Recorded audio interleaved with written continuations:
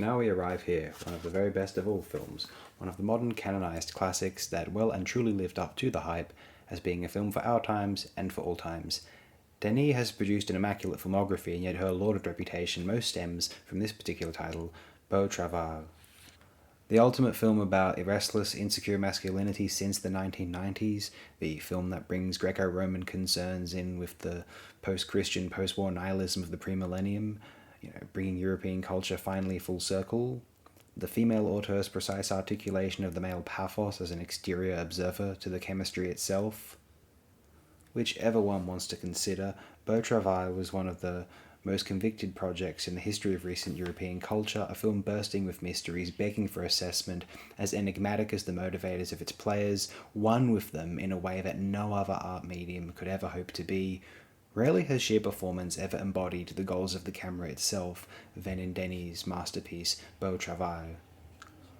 I'm considering discussing some more classic female-directed feature films, although many of these notable lists here, if I go over the notable works collated in those, I'll inevitably have to address one Riefenstahl L, and I'm not sure if I really want to get into that one now.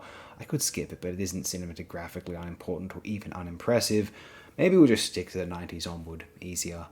Anyway, 1001 Movies You Ought View Before You Cark It had this to say: Claire Denis is one of the most audacious, talented directors in the world, and Beau Travail may well be her crowning glory. Based on Herman Melville's literary classic Billy Budd, the film is set in the rugged outback of Africa, where the French Foreign Legion, men of every race and hue, are undergoing rigorous training. The stark desert, with its endless stretch of sand and jagged rocks set beneath a rolling blue sky, provides a breathtaking canvas for Denis, who captures the rituals of men exercising, marching, showering, and bonding with a poet's eye.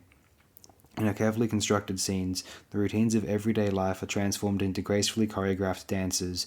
But while this ode to masculinity and male beauty is unfolding, the jealousy of a military official, Sergeant Galloup, Denis Lavant, toward one of his underlings, Centaine, Gregory Collin, builds towards a tragic ending.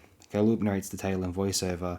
The homoeroticism of the military experience is neither forced nor shied away from, and it doesn't really qualify Beau Travail as an example of queer cinema, as so many of both the film's fans and detractors declared upon its release. Denis' interests are broader than that. In brief but powerful strokes, she raises questions about the relationships of whites to blacks, especially in former European colonies. Connections between gender and racial politics are made in scenes where the men go into town on leave and mingle with local women, but the film remains steadfastly ambiguous throughout, never taking any specific stance on these issues.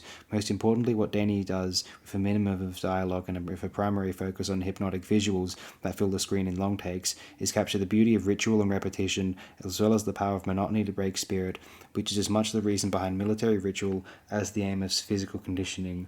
In terms of sheer beauty, Beau Travail pays off frame for frame, whether it's the sight of the men in formation performing calisthenics, or the happy accident of Denis capturing a ray of sun as it's reflected in the window of a moving train, or finally the disgraced officer dancing beneath a spinning disco ball at the film's end.